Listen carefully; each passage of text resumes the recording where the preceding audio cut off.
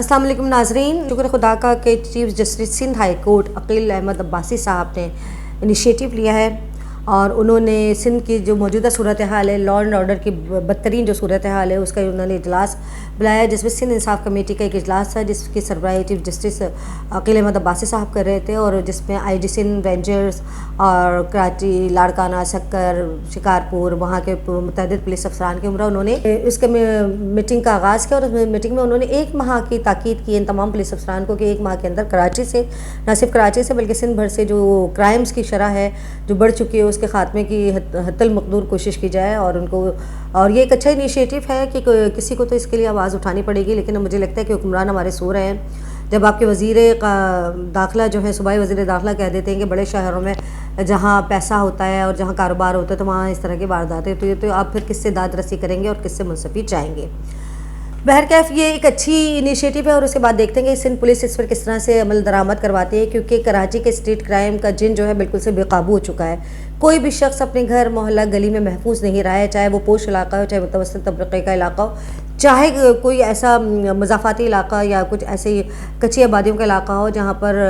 लोग रह रहे हैं, तो वहाँ पर भी मोबाइल स्नैचिंग और लूट मार का सिलसिला बतदरीज जारी है। और सबसे ख़तरनाक बात यह है कि ये जो रिक्शे जो चलाने वाले लोग हैं, जिसमें से अभी 2-3 लोग पकड़े भी गए हैं, वो रिक्शा चलाने वाले जिस तरह से अपनी वारदातें कर रहे हैं पैसेंजर्स के साथ, और उसके चूँकि उसमें पहले भी मैं आपको बता चुकी हूँ कि पुलिस के लोग उसमें शामिल हैं, तो वो उनकी शय पर और उनके सपोर्ट के साथ ये लूट मार करते हैं क्योंकि उनका शेयर होता है। सबसे पहले तो IG सिंध को जो है अपने पुलिस में इस तरह की जो काली भेड़ें हैं जो इस तरह के जराइम और क्राइम में मुलव्वस हैं, उनको सबसे पहले सस्पेंड कर ना सिर्फ उनके इंक्वायरी करनी चाहिए, और उसके बाद अगर इंक्वायरी में मुझे ये लगता है कि बहुत से और मुत्तैदिद ऐसे लिंक्स मिल जाएंगे जिसमें बहुत से इनके जो चंद नाम अभी सामने आए हैं पुलिस वालों के, एक बहुत लंबी फहरिस्त पुलिस वालों की हमारे सामने आएगी जो इन जराइम के पीछे पसे पुश्त जो है इन जराइम के वो लोग होते हैं और वो इन क्रिमिनल्स को प्रोटेक्ट कर रहे होते हैं। तो ये बहुत ज़रूरी है कि जब मुहाफ़िज़ रहज़न बन जाए तो फिर आप किससे दाद रसी चाहेंगे और किससे मुंसफ़ी करेंगे। इस वक्त बहुत शदीद ज़रूरत है कि सिंध पुलिस में बिल्कुल से जिसे कहने चाहिए कि शफलिंग होनी चाहिए, और उसके बाद उन ईमानदार और ऑनेस्ट और फर्स्ट ऑफिसर को पूरे सिंध में मुतय्यन करना चाहिए जो इस किस्म की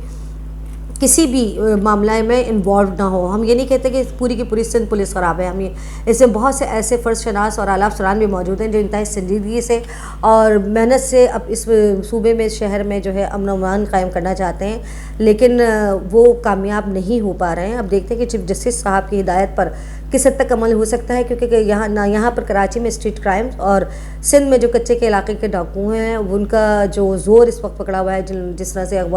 बराए तावान की वारदातें हो रही हैं, जिसके बाद जिस तरह से कत्ल किया जा रहा है, उसके बाद वो डाकू अपनी वीडियोज़ भी रिलीज़ कर रहे हैं। तो उसमें जो है एक बहुत कहना चाहिए तशवीशनाक सूरत हाल है, जिसके लिए ना सिर्फ ये कि ना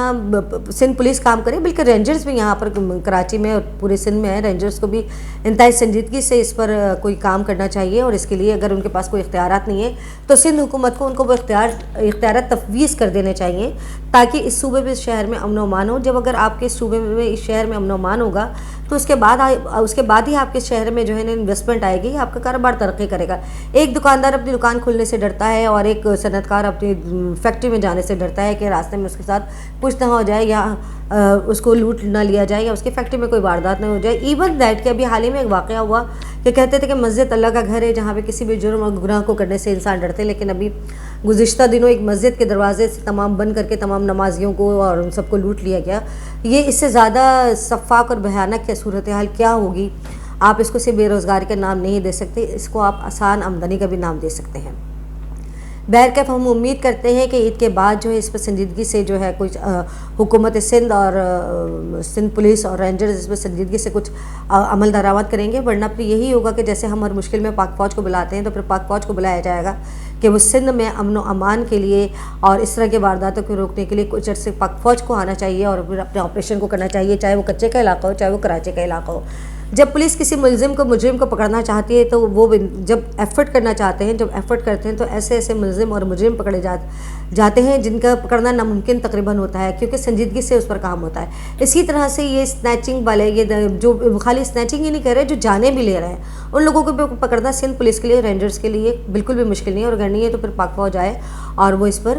اپنا کردار ادا کریں۔ رمضان کا اختتام ہو گیا ہے اور رمضان کے اختتام تقریباً رمضان کا اختتام ہو گیا۔ رمضان کے اختتام پر ہم نے دیکھا کہ اس شہر میں بہت سے لوگوں نے بہت سے فلاحی اور خیراتی کام کیے، بہت بڑے بڑے دسترخوان لگے، فلاحی تنظیموں نے بہت بڑے بڑے دسترخوان لگائے، اور اس کے بعد بہت بڑی تعداد میں راشن کی تقسیم ہوئی، بہت سارے لوگوں نے ان کو جو ہے مالی امداد بھی دی ان اداروں کو، اور ان اداروں نے اپنا کردار ادا کیا۔ میں یہ نہیں کہتی کہ کسی نے کیا کیا اور کسی نے کیا نہیں کیا، سب نے اپنی جگہ پر ہم یہ سمجھتے ہیں کہ بہتر ہی کام کیا ہوگا، لیکن میرا تھوڑا سا اختلاف ہمیشہ یہ بہت پھلکنے والے دسترخوانوں سے رہا ہے کیونکہ ان دسترخوانوں نے بہت ساری برائیوں کو بھی جنم دیا ہے۔ لیکن میں یہاں پر ایک بات کر رہی ہوں، ایک آرگنائزیشن کی بات کروں گی جسے میں یکم رمضان سے واچ کر رہی تھی اور ان کی ورکنگ کو دیکھ رہی تھی اور ان کا کام کو دیکھ رہی تھی، اور وہ اس آرگنائزیشن کا نام ہے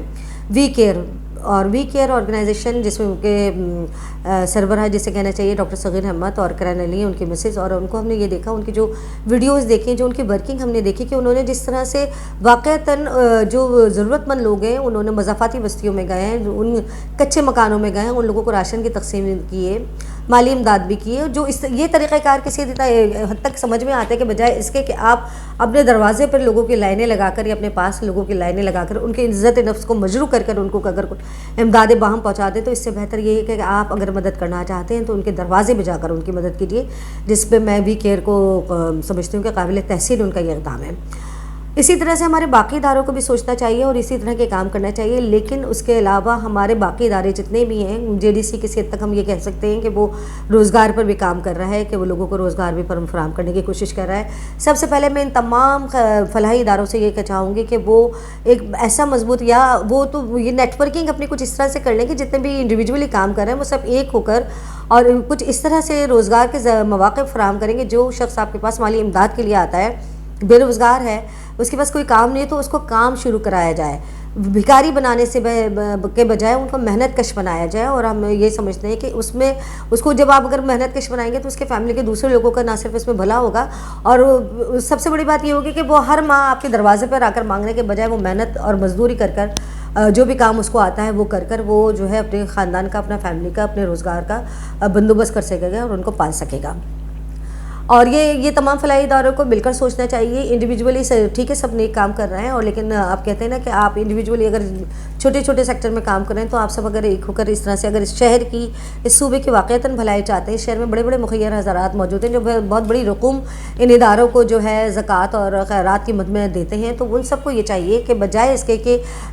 ان کو بھکاری بنانے کے یا ان کو اپنے دروازے پہ لائن لگا کے شناختی کارڈ لے کر کھڑا ہونے کے، آپ ان کو روزگار کے مواقع فراہم کریں اور ان کو روزگار دیں۔ اور روزگار سے نہ صرف یہ ہے کہ یہ ہمارے صوبے میں، ہمارے شہر میں جو ہے وہ ترقی ہوگی، اس کے بعد جو ہے وہ لوگ خود کفیل بھی ہو جائیں گے، پھر ان کے بچے بھی جو ہے وہ اس جانب آئیں گے، ورنہ جب آسانی سے ان کو ہر مہینے پیسے اور راشن ملتے رہیں گے تو پھر کسی کا بھی دل میں محنت اور مزدوری کرنے کو نہیں چاہے گا۔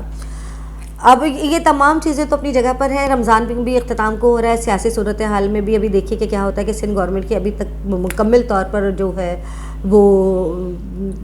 منسٹریاں جو ہیں تفویض نہیں کی گئی ہیں۔ ابھی عید کے بعد مختلف محکمے بہت سارے ایسے خالی ہیں جن پر وزراء کو تعینات کیا جائے گا۔ ہم امید کریں گے کہ ان وزراء کو تعینات کیا جائے کہ جو اپنی وزارت کو صرف وزارت کے مزے لینے کے لیے وزارت میں نہ آئیں، بلکہ وہ